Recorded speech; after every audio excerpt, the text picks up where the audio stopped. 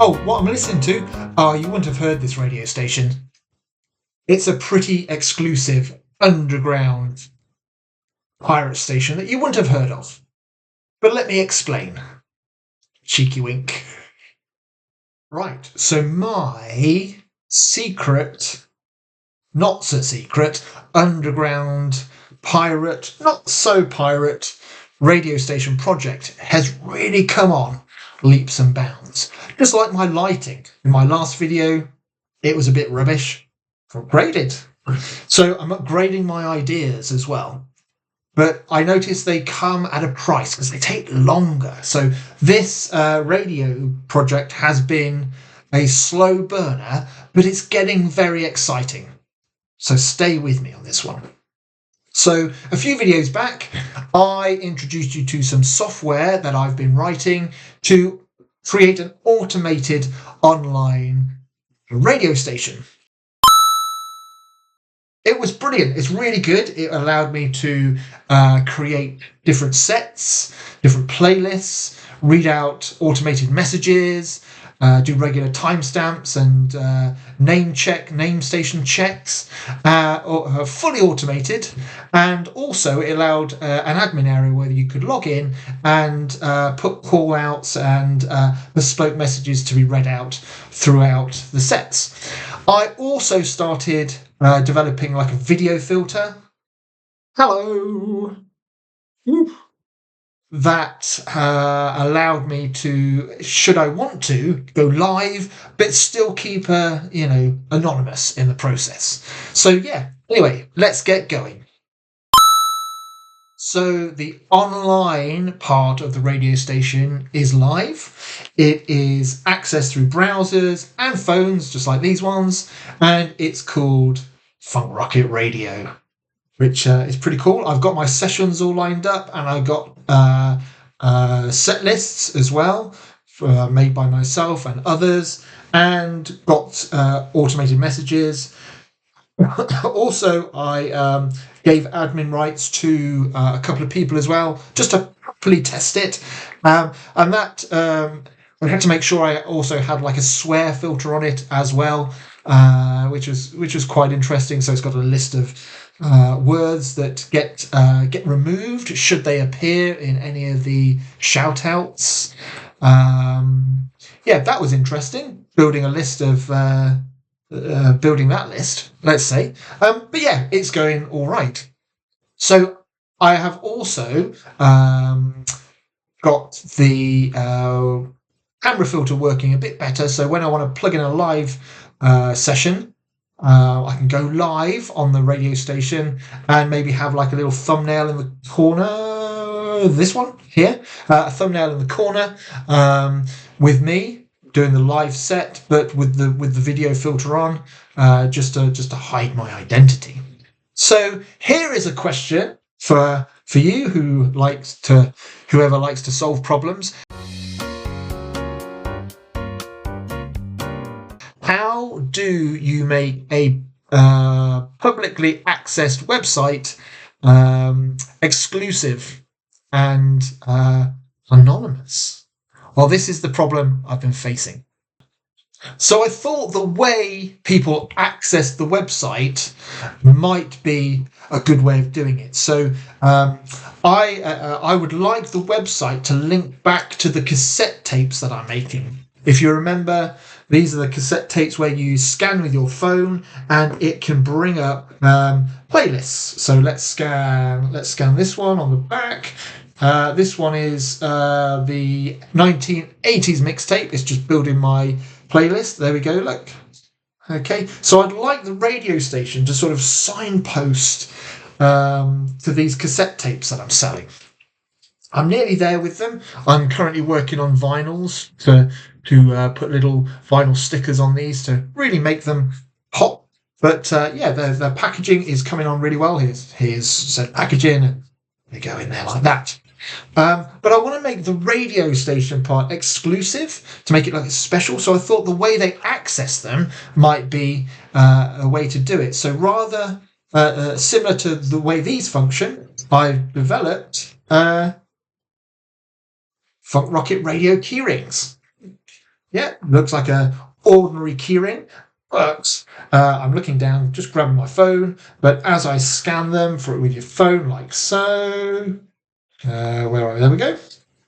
It calls it up, and you get to play it, which is all well and good, which is good.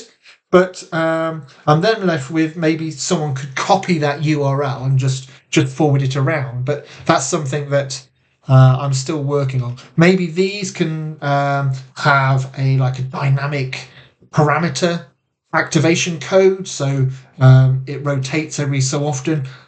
I don't know. I'm still trying to figure that out. Another way I've come up with is using one of these. I have one of these, loads of thermal printers actually. I love them. So this is one of my very first ones I got.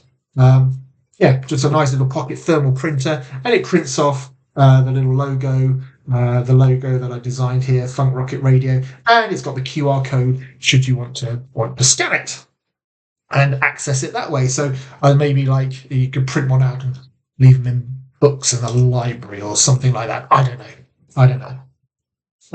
One final way of promoting, it's just a bit of fun really. I fired up my 3D printer again. So instead of the key rings, I started making these little calling cards with kits. So if you are very delicate, they're very flimsy, but it's like a little kit, and it'll make a little little funky rocket, the Funk Rocket Radio. There we go. So we've got the calling cards, we've got the NFC key tags, and we've got the printouts, receipt printouts as well. So that's how I'm doing it at the minute. How I just leave these around because I want to sort of create a bit of a stir around where I live. And it'll just be really, really interesting to see what becomes of these little ways of promotion. It's always an experiment with me, isn't it? It's always a trial and error. But if somebody really wanted to try and find my identity, or whoever made this awesome radio station, they could look in the HTML source, like so. And they could have a look, maybe get clues for where things are pointing to. So I've also devised a way to sort of encrypt or scramble or obscure that HTML code. It still runs normally, as you've seen, online, but when someone views the source code, they'll be met with this gobbledygook, so they won't be able to see. So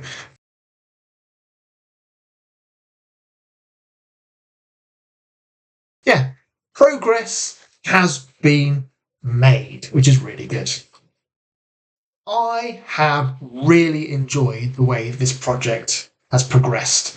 It started out with a crazy idea and a bit of code, and now it's actually coming into fruition, having these little products, and it's all going to signpost my little cassette mixtapes that I'm determined to get across the finishing line pretty soon. So it's all going to cross the finishing line together.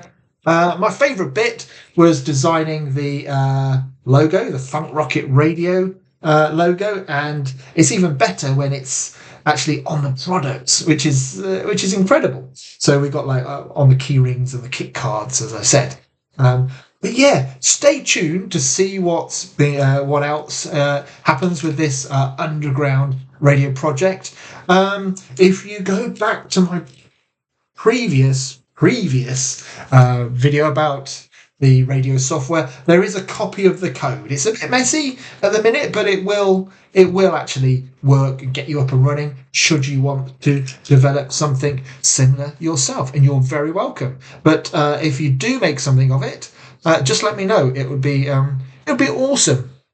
It'd be awesome to see what people make with my scraps of code. So just drop me a line. Anyway, that's the way the Funk Rocket Radio is going. I am still refining the sets and sessions and working out what songs to include, like a proper DJ.